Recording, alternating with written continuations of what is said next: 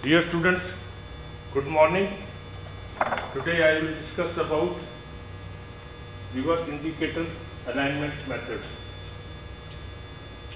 In reverse indicator alignment method, we make angular alignment and we make also offset alignment.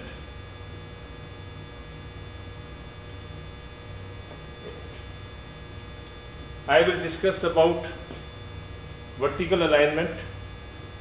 The procedure for horizontal alignment is same. We use same formulas as for vertical alignment. When I say vertical alignment, it means both angular alignment and offset alignment. Offset alignment means one shaft is up or one shaft is down.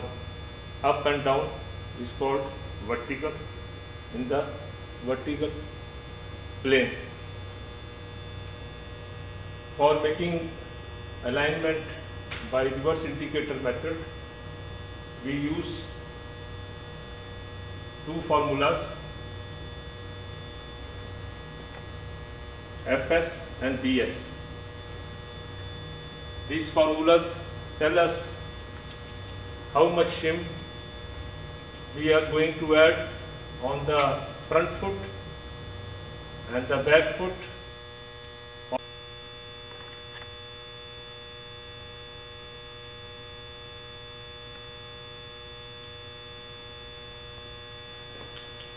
Now in reverse indicator alignment, we take reading on the rim of the coupling of the movable machine and we take reading on the rim of the coupling of the stationary machine.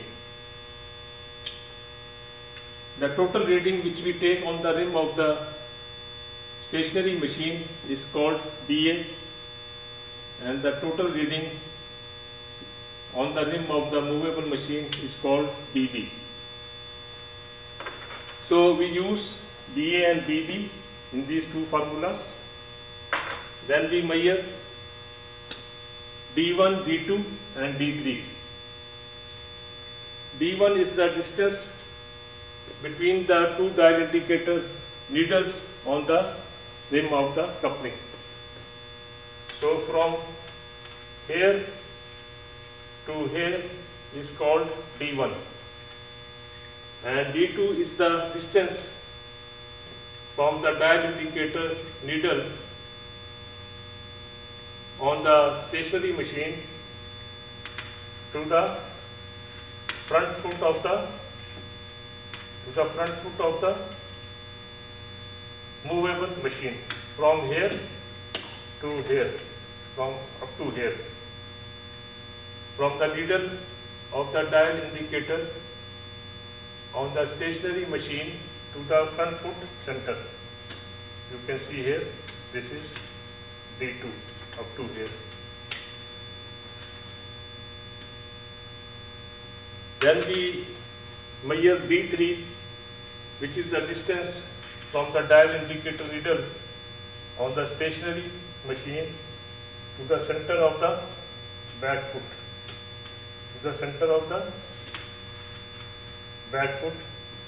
which is here up to here. So we have got here two machines, one is stationary and one is movable machine.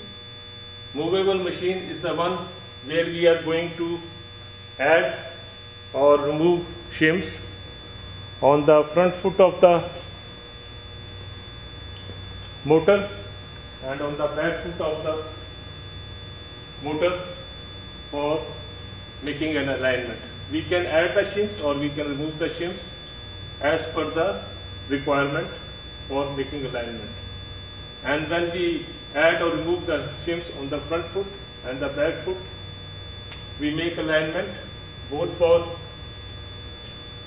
angular and offset alignment. Now, as you know, we need BA, BB, D2, D1 and D3 for finding the shims for the front foot and for the back foot. So remember that we don't take any reading on the face of the coupling, but it does not mean that we are not making correction for angular alignment. We are making correction for both angular and offset misalignment by taking readings on the rim of the coupling hub on the stationary machine and on the coupling hub on the movable machine. So you can see here, this is the stationary machine. You can see here, this is the stationary machine. Here we make reading 0 on the top of the coupling hub rim, and then we come to the bottom. And when we come to the bottom, we will take the reading which is called BA. So the reading taken at the bottom side is called BA. You can see here. So this is stationary pump. So the reading which we are taking on the stationary side on the rim of the coupling is called BA. On the top we make 0, on the top we make 0, and then we go to the bottom, and this total reading is called BA. So this is the one which is called BA. Then we take reading on the motor side or movable side. Now this dial indicator is going to take reading on the motor side or the movable side. This reading will be called BB. So this reading will be called BB. We will make 0 on the top, and then we will go to the bottom. So when we go to the bottom, this total reading will be called BB. So again,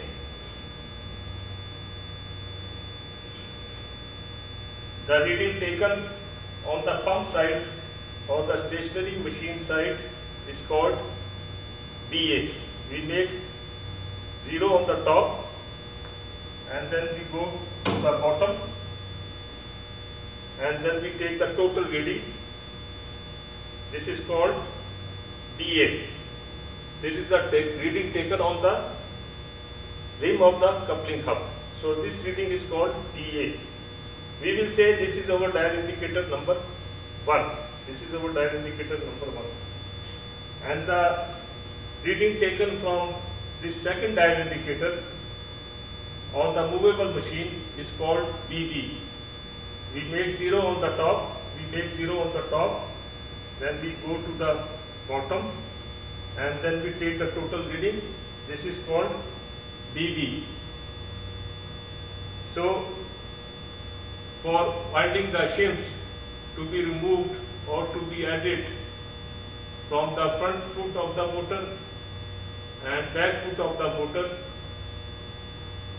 we need BA and BB. So after this, we need D1. D1 is the distance from this number 1 dial indicator needle to dial indicator needle number 2. So from here to here will be called D1. So dear students, now we have taken the readings BA, BB and D1. So D1 is the distance from dial indicator needle 1 to dial indicator needle number 2. Now what is D2? We also need D2 for our formula Fs and Ps.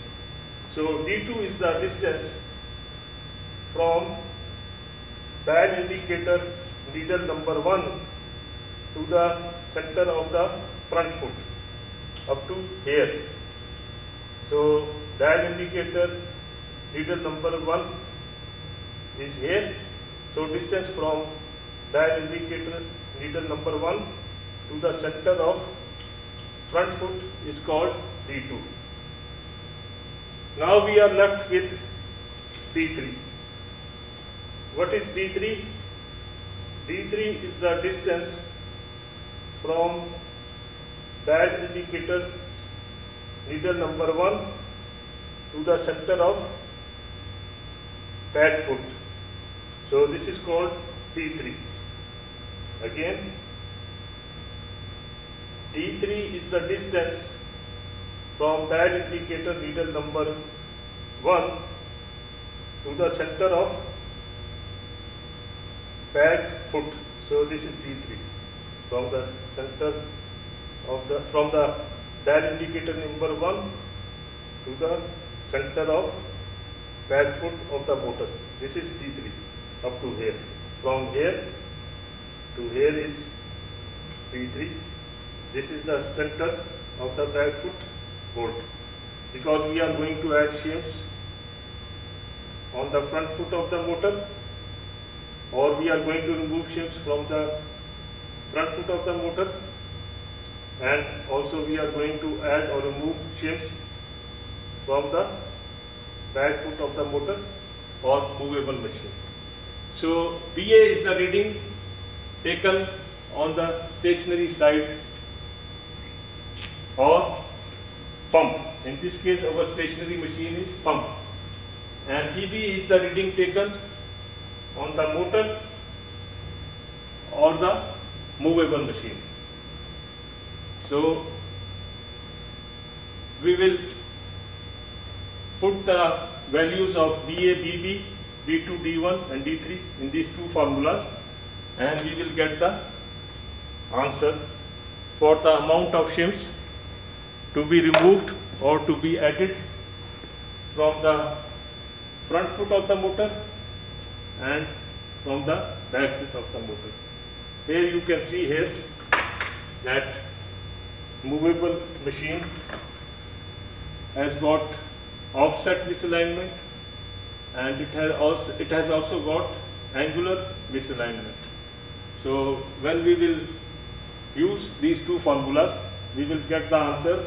Fs is equal to minus 110 millimeter and Es is equal to minus 193 millimeter.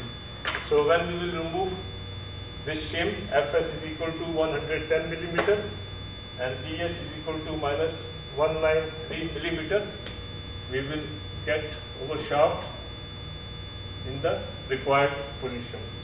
Now you can see here that motor shaft and the pump shaft is in the same line, and that is what we want for alignment. The other important thing is that when we are going to solve these two formulas, Fs and Bs, we will solve this bracket first. So BA plus BB over 2 we will solve first, and whatever the answer we get, we will multiply it by D2 over D1. And then from the answer,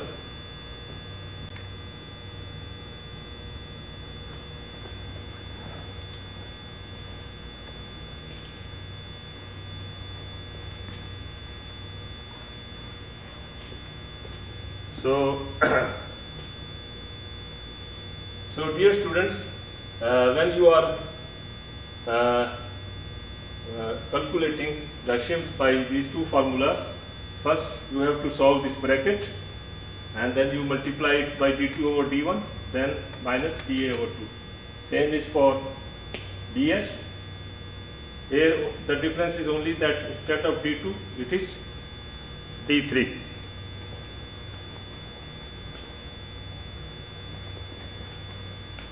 And the important thing which you should remember is that, as you can see here, BA is minus 300. So when you will put the value of BA here, minus 300, it will become plus. So it will become plus 300 over 2 or plus 150. Same is here. minus 300 and minus will become plus. So it will be plus 300 over 2 or plus 150. If the answer is in plus, then you will add the shims. If the answer is minus, then you are going to remove the shims. And reverse indicator alignment method is applicable even if there is a axial float in the shaft. Axial float means that there is a play in the shaft in the axial direction. The shaft is moving in the forward or backward direction. There is a little play, and so you can still use this formula for reverse indicator alignment method. But in case of rim and face method, you cannot apply that method because axial float will make error. But in reverse indicator alignment method, even if there is an axial float, you can use these formulas. The other important thing is that when you are taking alignment readings, make sure that the front foot bolt and the back foot bolt are tight, because if the bolts are not tight, then you will get error. And also it is very important that proper torque should be used for the front foot bolt and the back foot bolt, and proper sequence for tightening should be used.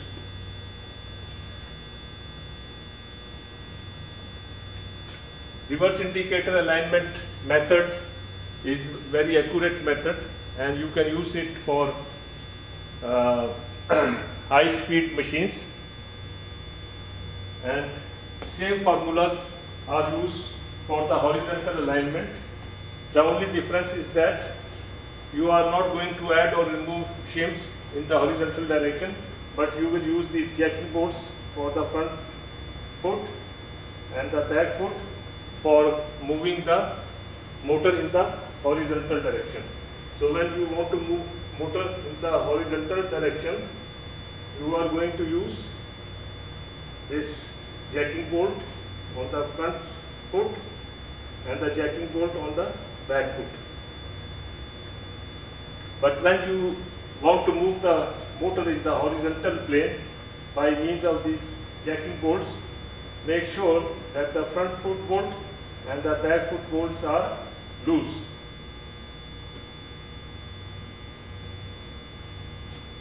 So same formulas are used for the horizontal alignment, FS and BS. The only difference is that you don't add or remove shims, you use the jacking bolts for moving the motor in the forward or backward direction. So this was all about reverse indicator alignment method. And in reverse indicator alignment method, we are making alignment for the angular misalignment and for the offset misalignment in both vertical and horizontal direction by means of these two formulas. We take readings on the rim of the coupling. You can see here, we take one reading on the movable machine. We take one reading on the movable machine on the rim of the coupling hub. We make 0 on the top, then we come to the bottom. This is called total reading and it is called dB, and this is called dB.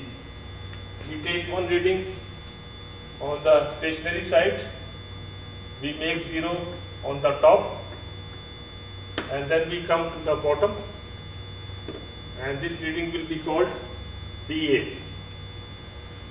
So the readings are taken on the rim side. We don't take any reading on the face of the coupling. But by taking these two readings, on the rims of the coupling, and by taking measurement D1, D2 and D3, we are making correction for both angular misalignment and offset misalignment. So don't be confused that we are not taking reading on the face of the coupling. So how we can make alignment for angular misalignment? When you take 2 points by means of, when you find out 2 points from where the movable shaft is passing, you can find out the shims for angular alignment and for offset alignment. These 2 points you can find out by taking reading on BA and BB. Then you measure D1 and D2 and D3, and by these two formulas you get the answer. Now, how we have derived these two formulas? It is very simple.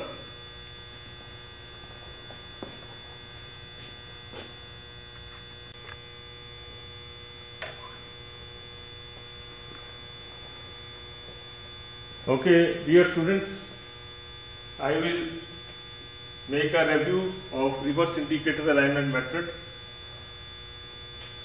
In reverse indicator alignment method, we make alignment both for angular misalignment and for offset misalignment. We have two dial indicators. From this, we take readings on the rim of the coupling. You can see here, with this dial indicator, we take reading on the stationary machine. We make 0 on the top, and then we go to the bottom, and this reading is called EA. This is the total reading on the rim of the coupling.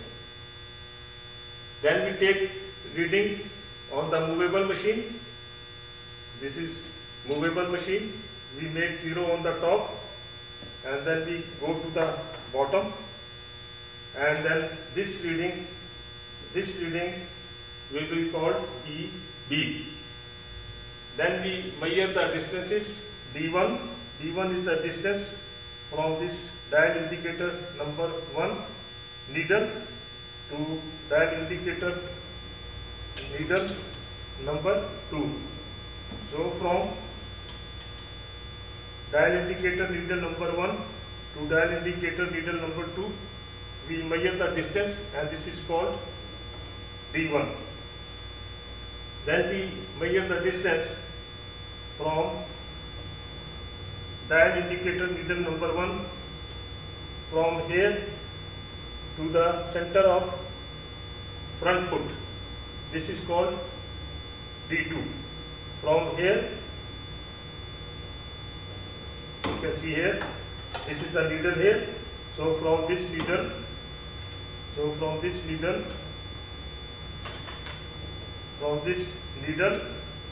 to the center of front foot is called D2. And the distance D3 is equal to distance from dial indicator needle number 1, which is here, to the center of back foot. So from here to the center of back foot is called D3. Again, D1 is the distance from dial indicator needle number 1 to dial indicator needle number 2, and D2 is the distance from the dial indicator needle number 1 to the center of front foot, and D3 is the distance from dial indicator needle number 1 to the center of back foot, or to the center of bolt on the back foot. So this is how we measure PA, PB, D1, D2, D3. Then we put these values in these two formulas, Fs and Bs, and we will get the answer. If the answer is plus, we are going to add the shims. If the answer is minus, we are going to remove the shims. In this method, we assume that this shaft is not going to move up or down. So this is called stationary pump or stationary machine. This is movable machine, or here it is motor, where we are going to add or remove the shims. So in this way, we use these formulas. You can use the formulas, or you can use software. You can use software for these two formulas, or you can do it graphically also. Now, why here I have put this mark minus and here plus? Because if BA is minus, it means that the shaft will be passing from below the stationary pump. So that's why I have put here minus sign. And if BA is plus, then it means that the movable machine will be passing above the stationary pump shaft. This pump shaft is not going to move up or down. We have to adjust this shaft to satisfy the reading. So in this case, it is minus 300. So it means that the shaft is passing from below. If the reading is plus, then the shaft will be passing above the stationary shaft. In the same way, if I am taking reading on the movable machine and the reading is plus, it means that the point where I am taking the reading, in this case, this is the point where I am taking the reading. This is the point, and if the reading is plus, it means this point, this end of the shaft will be below the required line. This is the position which we want for alignment. You can see here, this is the required position of shaft for alignment. So in case I am getting plus reading, it means that the end of the shaft is below this required position. And in case I am getting minus BB on the movable side, BB means on the movable side, then it means that the shaft is passing above the required position of the shaft. This is the required position. So if it is minus, the shaft is passing above. If the reading is plus, the shaft is passing below. So this is how we have given the plus minus sign on both sides. On the stationary pump side, you will put minus below and plus above. But here you will put the plus and minus sign below this required position of shaft. This is the required position of shaft. Okay? So remember, the plus and minus sign which you give here is above and below the required position. If the sign is minus, it means the movable shaft is passing above the required position. If the sign is plus, it means the movable shaft is passing from below the required position. So this is how you can understand this plus, minus, and minus and plus signs. Now, how we have derived these two formulas, Fs and Bs, this I will explain you now.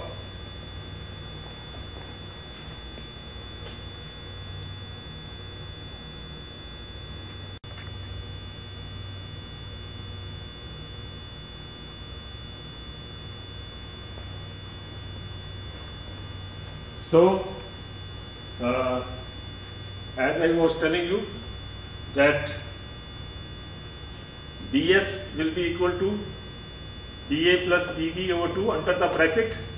First you will solve this bracket and then you will multiply whatever the answer you get with D3 over D1. Then you will get again some answer, and from that answer you will subtract minus BA over 2. If BA is minus, as you can see here, it is minus 300. So minus and minus will become plus. So it will be plus 300 over 2 or plus 150. If BA is plus 300,